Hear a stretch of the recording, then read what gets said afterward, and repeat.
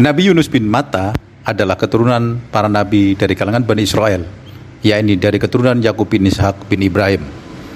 Beliau diutus oleh Allah untuk berdakwah tauhid di Ninawa, daerah Al-Musil atau Mosul, Irak sekarang. Pengutusan beliau memiliki perbedaan dengan nabi-nabi sebelumnya. Jika Nabi Nuh, Hud, Saleh, Ibrahim, dan Syuaib diutus Allah pada kaum atau sukunya sendiri, maka Nabi Yunus diutus untuk suatu kaum yang bukan merupakan kaumnya dan tidak pula ada ikatan darah dengan mereka. Umat Nabi Yunus saat itu melakukan kesyirikan dengan menyembah patung dan berhala. Dakwah tauhid yang disampaikan Nabi Yunus saat itu pada penduduk Ninawa merupakan hal yang baru, sebab belum pernah mereka dengar sebelumnya, sehingga mereka tidak menerima ajakan dari beliau untuk menggantikan ajaran dan kepercayaan nenek moyang mereka. Nabi Yunus mendakwai penduduk Ninawa selama 30 tahun dan tidak ada yang beriman kepadanya kecuali 2 orang saja, padahal beliau berdakwah dengan lemah lembut. Beliau pun kesal dan berdoa kepada Allah untuk membinasakan kaumnya, dan Allah pun mengabulkan doanya dalam waktu 3 hari lagi. Beliau pun memperingatkan kaumnya tentang azab Allah yang akan menimpa mereka 3 hari lagi. Tetapi kaumnya tetap saja tidak beriman, bahkan mencaci dan mencemooh Nabi Yunus. Akhirnya beliau pun marah, kecewa dan putus asa terhadap kaumnya. Kemudian berhenti mendakwai mereka dan meninggalkan kaumnya tanpa memperdulikan mereka lagi. Ini dijelaskan di dalam surat Al-Anbiya ayat 87 yang artinya, "Dan ingatlah kisah Dunun atau Yunus ketika ia pergi dalam keadaan marah. Lalu ia menyangka bahwa kami tidak akan mempersempitnya." Setelah Nabi Yunus pergi dan tidak pernah kelihatan lagi, kaumnya pun gelisah dan ketakutan, dan mereka saling berpencar. Kemudian mereka semua keluar rumah dan memohon pertolongan kepada Allah, meminta ampun dan beriman semua kepada Allah. Dan Allah akhirnya menahan azab mereka, sedangkan Nabi Yunus tidak tahu jika kaumnya sudah bertobat. Nabi Yunus pun berlari menuju sebuah kapal kaumnya yang penuh dengan muatan yang siap berlayar. Ketika di tengah lautan terjadilah ombak yang sangat besar sehingga dapat menenggelamkan kapal. Kemudian muatan yang ada di kapal pun dibuang agar kapal tidak tenggelam, tetapi tetap saja kapal masih terancam tenggelam. Ada yang mengatakan bahwa waktu itu terjadi kilat dan petir yang menurut mereka itu adalah isyarat bahwa ada yang bersalah di antara penumpang kapal tersebut. Akhirnya ada 2 pilihan di antara mereka, yaitu kapal tenggelam dan semua orang meninggal tenggelam, atau ada sebagian meninggal dan sisanya selamat. Akhirnya dipilih cara yang kedua dengan cara undian. Siapa namanya yang keluar, maka dia akan dilempar ke laut. Kemudian Nabi Yunus pun keluar dalam undian. Setelah diulang 3 kali, tetap saja nama Nabi Yunus yang keluar. Sebenarnya para penumpang kapal tidak tega dan tidak suka melempar Nabi Yunus ke laut. Bahkan mereka mencegah Nabi Yunus untuk melompat ke laut.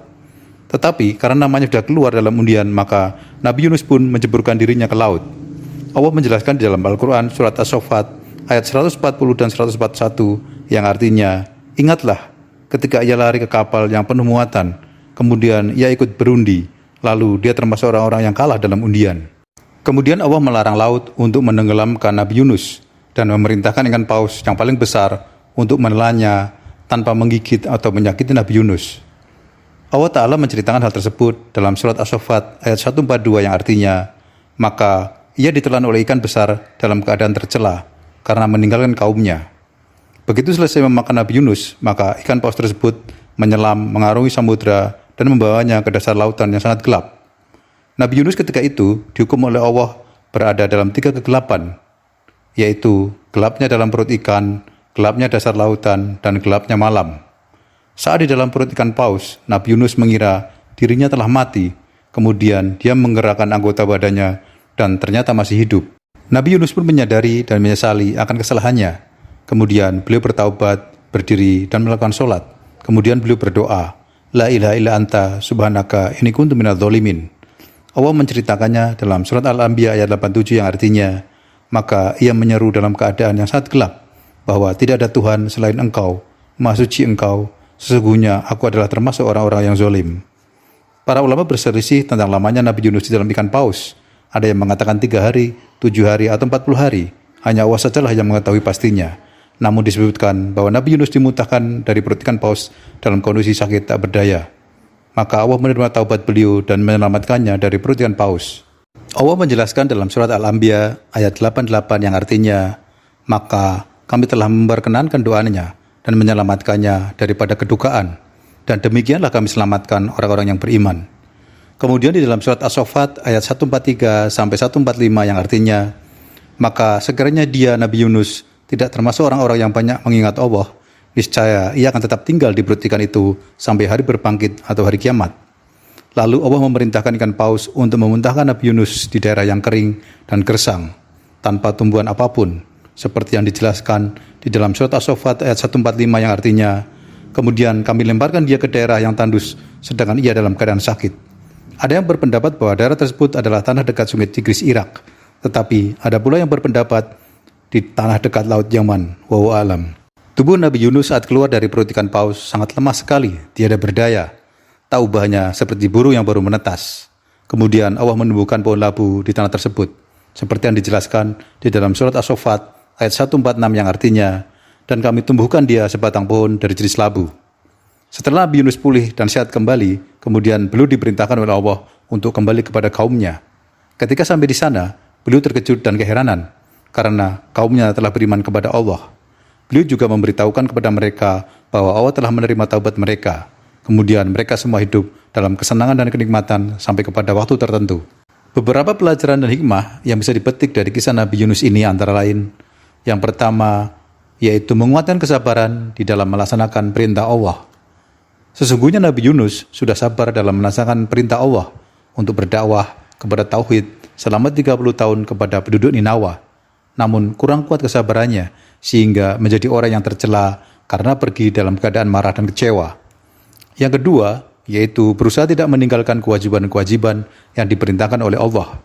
Nabi Yunus juga manusia biasa. Maka tatkala kaumnya tidak mau beriman kepada Allah, dia pun marah, kesal dan kecewa, kemudian meninggalkan mereka. Inilah kesalahan Nabi Yunus, yaitu meninggalkan dakwah kepada kaumnya tanpa izin dari Allah Ta'ala. Yang ketiga, yaitu sebaiknya tidak mendoakan kejelekan atau kebinasaan untuk orang lain kecuali dizalimi. Nabi Yunus mendoakan kebinasaan untuk kaumnya agar Allah mengazab mereka karena tidak beriman. Tetapi setelah kaumnya bertobat dan beriman, maka Allah tidak mengazab mereka. Yang keempat, yaitu berusaha sekuat tenaga dan semampu kita untuk menjalankan perintah Allah dan menjauhi larangan atau kesalahan dan dosa kepada Allah. Karena setiap kita meninggalkan perintah Allah atau berbuat kesalahan kepada Allah, maka Allah akan menegur atau menghukum kita baik dengan cara yang lembut atau keras, baik itu kita sadari maupun tidak, sebagai tebusannya. Allah menegur dan menghukum Nabi Yunus dengan menahan hidupnya di dalam perut ikan paus sebagai tebusan atas kesalahannya dan sekaligus sebagai tanda kekuasaan Allah yang sangat besar dan karomah bagi Nabi Yunus. Yang kelima, yaitu bolehnya melakukan undian ketika menghadapi persoalan yang muskil dengan berpedoman kepada kaidah, mengambil kemudaratan yang lebih ringan untuk menolak kerusakan yang lebih besar. Yang keenam, yaitu banyak mengingat Allah. Banyak mengingat Allah bisa dilakukan dengan berbagai cara, baik itu dengan berzikir, sholat, bersyukur, maupun dengan beramal soleh ketika dalam keadaan senang. Dengan begitu, maka Allah akan ingat kepada kita ketika dalam keadaan kesulitan, dan melepaskan atau menghilangkan kesulitan tersebut. Nabi Yunus termasuk orang yang banyak mengingat Allah dengan cara rajin sholat dan banyak beramal soleh, sehingga Allah menghilangkan kesulitannya seperti yang telah dijelaskan di surat As-Saffat. Hal ini seperti hadis Nabi yang diriwayatkan oleh Al-Hakim dari Ibnu Abbas bahwa Rasulullah bersabda, "Kenalilah Allah di masa suka atau senang, niscaya Dia mengenalmu di masa dukamu." Yang ketujuh, yaitu selalu bertaubat dan memohon ampun jika melakukan kesalahan kepada Allah. Setelah Nabi Yunus melakukan kesalahan dan dihukum oleh Allah, akhirnya beliau menyadari, memohon ampun, bertasbih, bertaubat, dan membaca kalimat doa yang mengagukan Allah dan penyesalan atas kesalahannya. Doa Nabi Yunus ini sangat terkenal dan ampuh, seperti yang dijelaskan dalam hadis riwayat At-Tirmizi dari Muhammad bin Sa'ad bahwa Rasulullah bersabda, "Sesungguhnya tidaklah seorang muslim berdoa dengannya, yaitu doa Nabi Yunus, dalam suatu masalah, melainkan Allah kabulkan baginya." Yang kedelapan, yaitu jangan berputus asa dari rahmat Allah.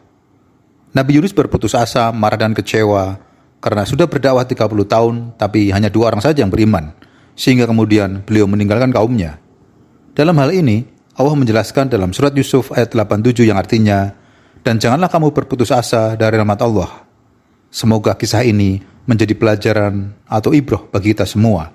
Terima kasih dan semoga bermanfaat. Jangan lupa untuk subscribe, like, share, dan komennya.